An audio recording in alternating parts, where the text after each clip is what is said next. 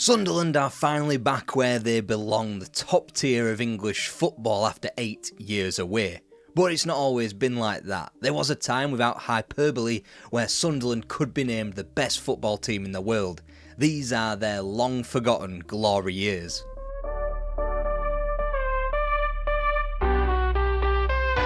We begin quite literally at the birthplace of league football, 1888, with the formation of the Football League.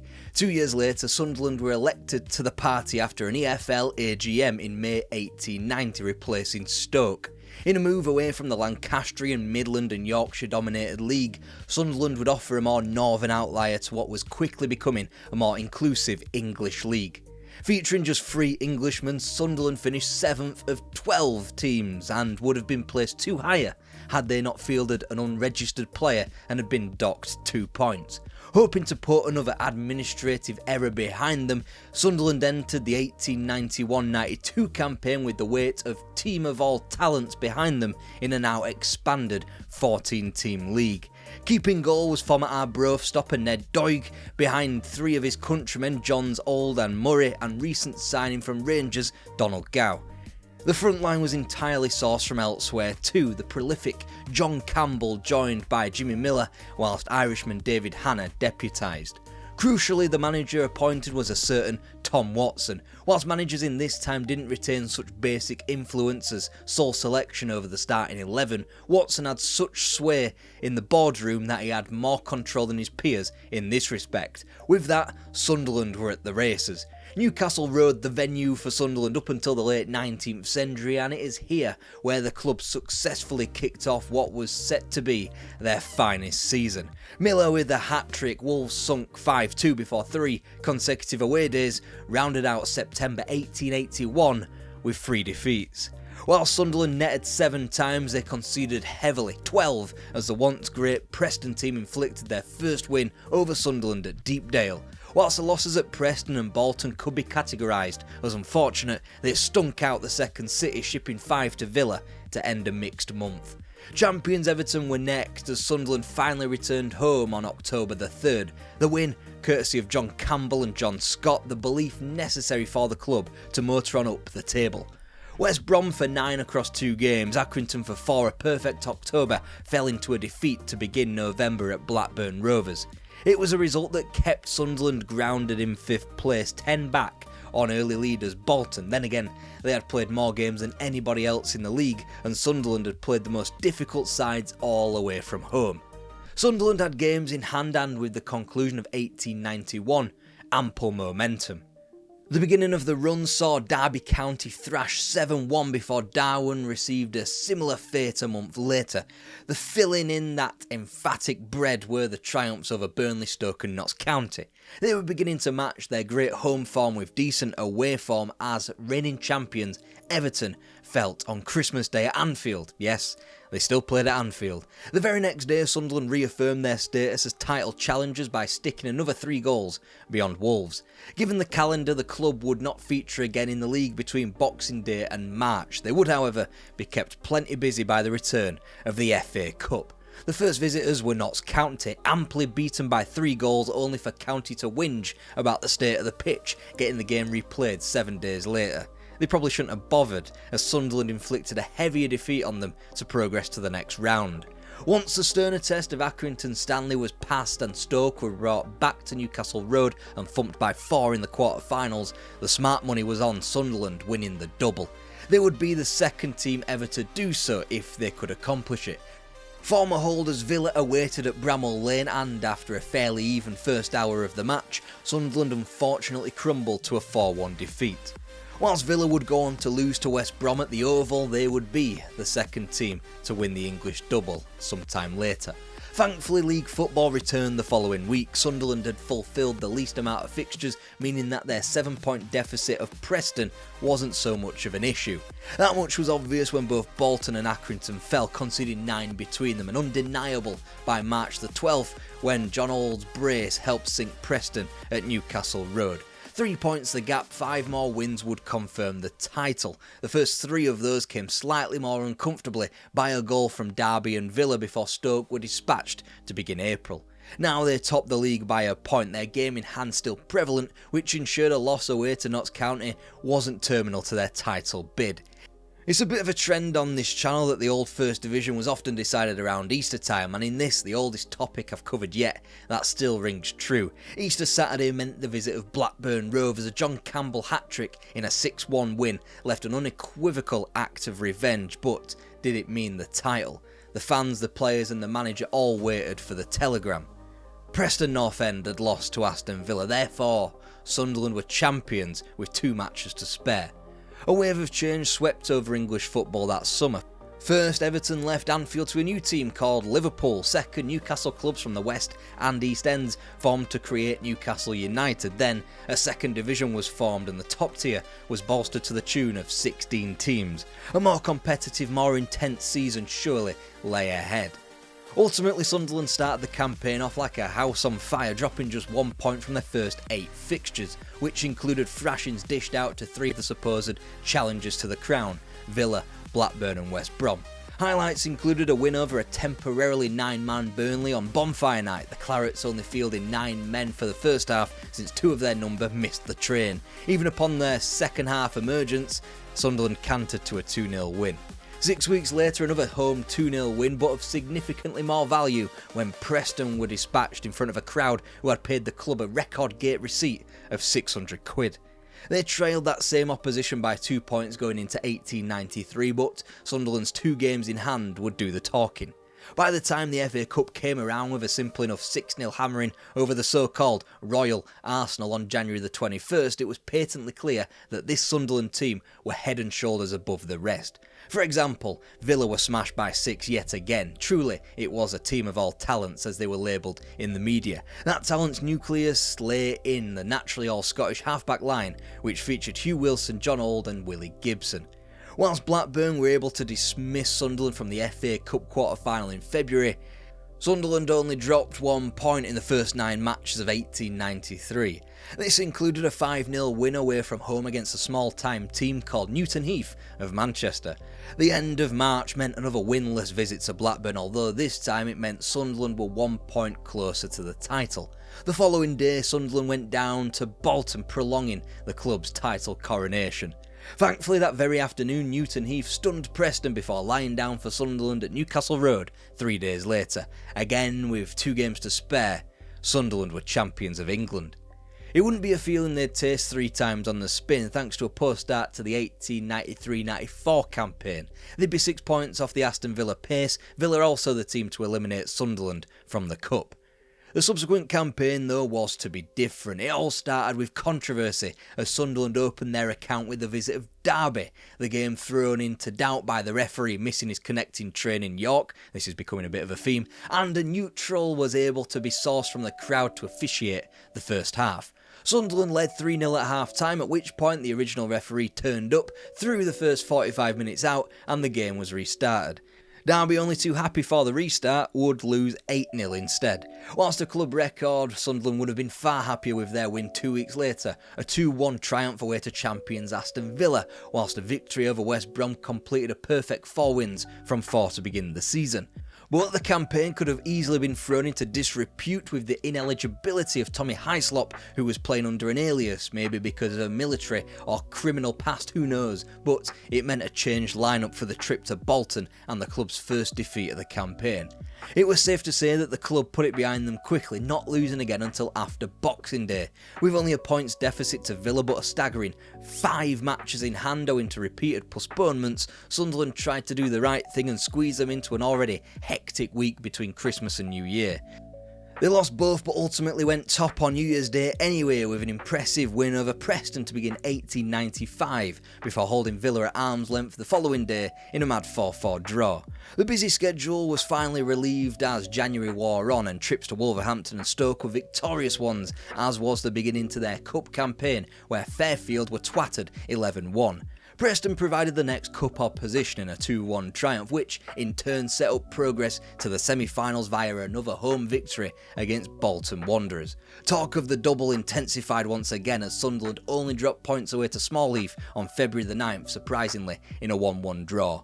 Preparations for the semi-final against Villa were hampered by an inexplicable 4-0 loss at Bramall Lane 7 days prior to Sheffield United. Whilst the league appeared safe enough, Sunderland held a 4-point advantage with 4 to play over their cup opponents. The potential double was not. Villa again the ones to end Sunderland's cup dreams before winning the trophy themselves. With the form of Everton, though, suddenly a new league challenger stepped out of the shadows, level on points with 4 games remaining, and with the Toffees to come to Newcastle Road on the final day, it was all set to be one of the all-time great final furlongs to a league season.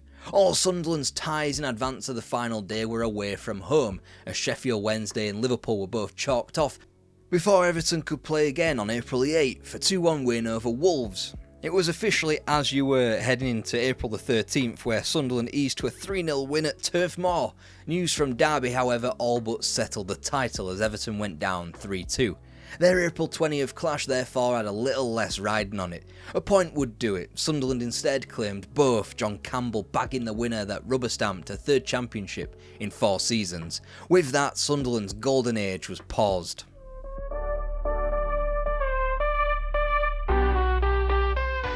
After a 5th place return in the league and an early exit from the Cup, Tom Watson decided to move south to Liverpool. In his place naturally was a Scot. Robert Campbell would spend 3 years on Wearside to varying degrees of failure, from a piss-poor 15th place and the need for test matches to confirm their First Division survival, to 2nd place in 1898. His final season finish of 7th, though, was probably the mean for the waning abilities of the team of all talents.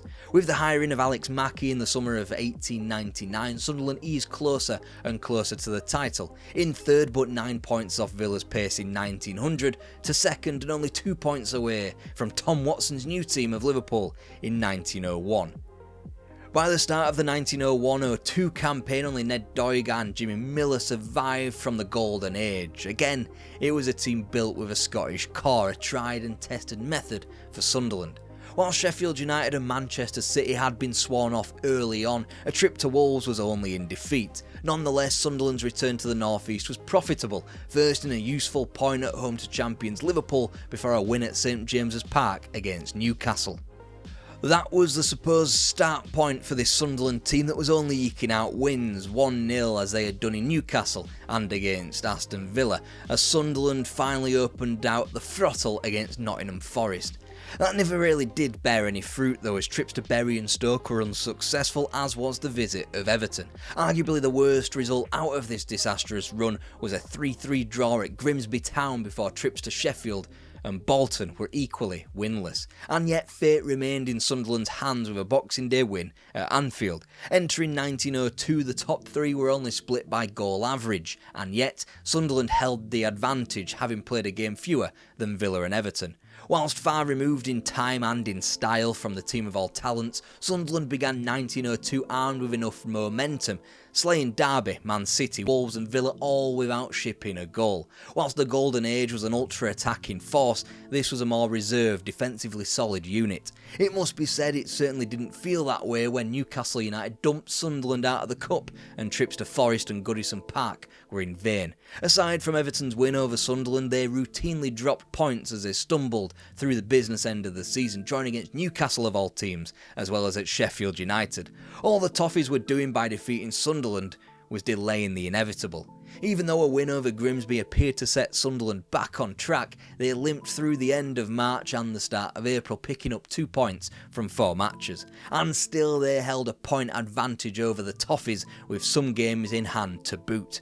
One more win was needed, and on a mid-April 5:30pm kickoff against Bury, that was achieved in comfortable fashion by 3 goals. Whilst not the most fluent of successful Sunderland teams, they were champions again for the 4th time. Only Aston Villa could better that number.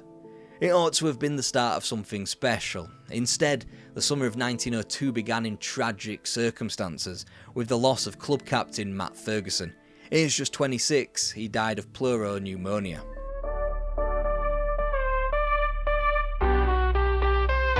Not only had Sunderland lost their captain, not only had they lost their ability to win silverware, but the newly formed Newcastle United up the road had turned into one of the best teams in the land.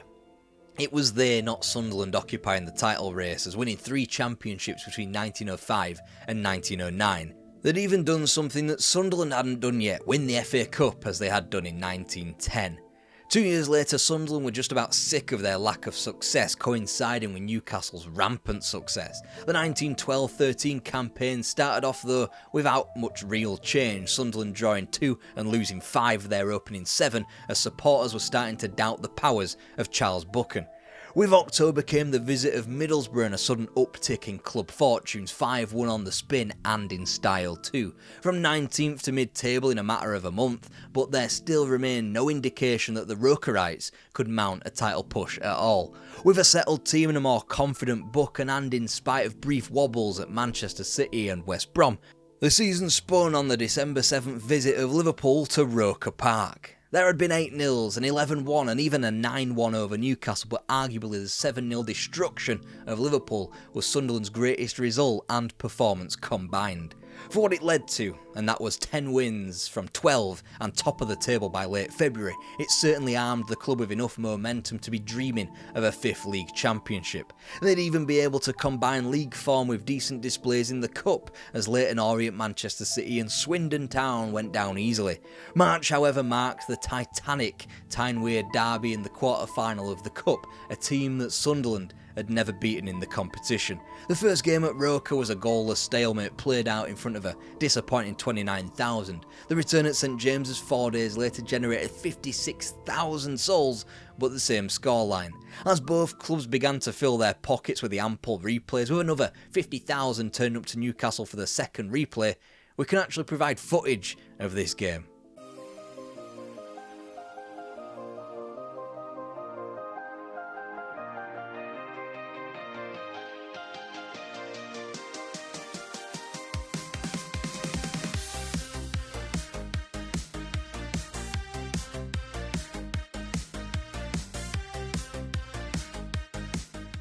Having beaten their rivals for the first time in the Cup, not much ground had been lost in the league, in spite of a first loss in 1913 to another team dressed in black and white, Notts County. Whenever they had been defeated in the league that season, they came up with a good response. Despite the nerve-shredding business end of the season, the same was true of March. Successive wins over both Manchester clubs and Sheffield United twice as Easter came early. Fate in their hands, and with a cup semi-final win over Burnley, a first ever cup final to look forward to, the Rokerites just kept going. West Brom and both Merseyside clubs dispatched in advance of a trip to Crystal Palace for the final.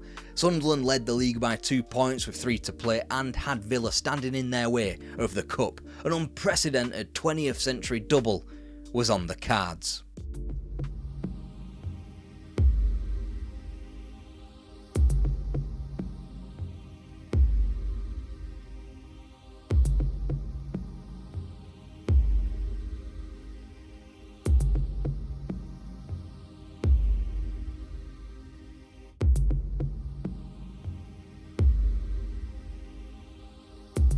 In the meantime, even Newcastle had done Sunderland a solid by winning away at Wednesday, which simply made Sunderland's 5th championship an inevitability.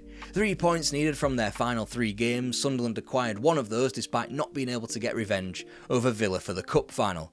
Then at Bolton 3 days later, the task was complete. Sunderland were champions again.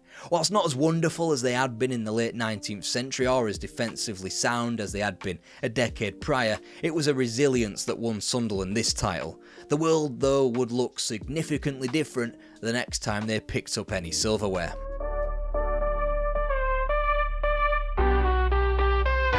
The world had been plummeted into war. It came out of it greatly depressed, and it had taken until 1934 for Sunderland to come out smiling. They had been under the rule of Johnny Cochran for 7 years by the start of the 1935-36 campaign. England and football, alternatively, had effectively been under the rule of Herbert Chapman. Of the past 12 championships, either he or the teams he built had won the league 7 times.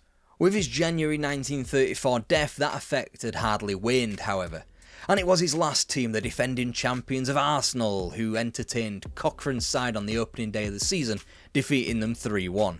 The Rookerites, however, simply shook that off, sticking 6 beyond West Brom, 7 beyond Blackburn in front of their own fans to go within a point of Chapman's other great club, Huddersfield Town, by the end of September. Charlie Buchan might have been long gone, but Sunderland had themselves a new hero in Rach Carter. He, alongside the likes of Bobby Gurner and Patsy Gallagher, would prove to be the difference in front of goal all season. Not on October the 12th, however, when the lowly Grimsby smashed Sunderland 4-0. But it would be the club's last defeat for 2 months. 4s and 5s were stuck beyond Wolves, Wednesday, Preston and Brentford before Bolton slipped to a 7-2 defeat at Roker Park on December the 7th. Before their 5-point lead could be viewed as an inevitability, Sunderland went down to Huddersfield, presumably to spice things up a bit. Ultimately, they saved their finest display until the final game of 1935, defeating Arsenal 5-4 in a scoreline that didn't tell the whole story of their sheer dominance. January, a damp squib, what with a shock cup elimination at Port Vale and a home loss in the league to Villa. Much worse though was the 3-3 home draw to Chelsea, not for the result nor the manner of the goals shipped thanks to the bizarre goalkeeping performance of Jimmy Thorpe, but for what happened after. Thorpe had been injured during the match, having been kicked above his left eye, which might have explained his dazed display. Admitted to hospital with a high temperature, vomiting and delirium, the diabetic 22-year-old was dead 4 days after the match. Life though had to go on, and Sunderland bounced back with what would have been a great February results-wise had it not been a leap year thanks to a rare February 29th clash at Preston, which was lost 3-2. Thorpe's replacement, Matt Middleton, lasted less than 2 months before 18-year-old Johnny Mapson was drafted in. In the meantime, Sunderland had gone 5 without a win, their most recent defeat a harrowing 6-0 reverse at Middlesbrough. April though began with the Rookerites still 6 points clear of their nearest challengers, Derby, before Portsmouth were pumped by 5, and it was 5 points that were required from their final 6 matches to seal a 6th championship. And a win over Birmingham 6 days later turned the screw before an emphatic Easter confirmed the title. 7 more past the Blues before Huddersfield were edged out 4-3.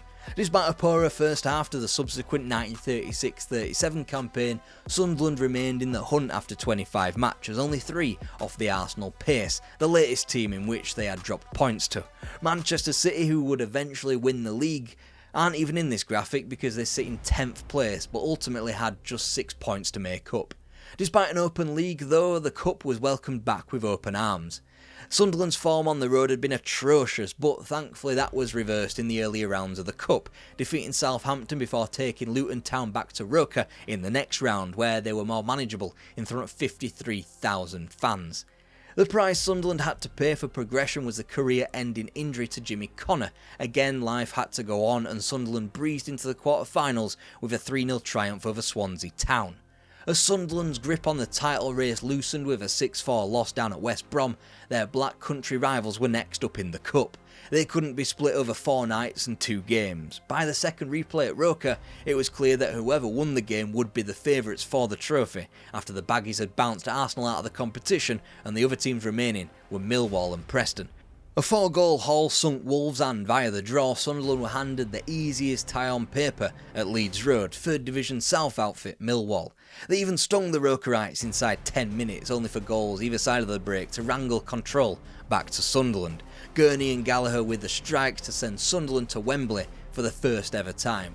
There, Preston, the opponents, a team far removed from their 19th century exploits. Finally, the chance for Sunderland to lift the FA Cup at last. The teams that have battled their way through those tense early rounds to be within 90 minutes of victory. It's a tense time for them, but they'll never forget this day. Riley Burbank wins a corner on the right. Over it comes, and Carter nods it to Gurney, who heads it past Burns.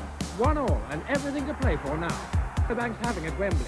He spots a pass from Gallagher and chases through to make it 3-1, and proud Preston are humbled. We're into the Royal Box, where Her Majesty will present the medal. It's Captain Rach Carter who's given the trophy so many teams have cried for. And there's a word from the Queen about Carter's recent marriage. Not a bad wedding present for Mrs. Carter.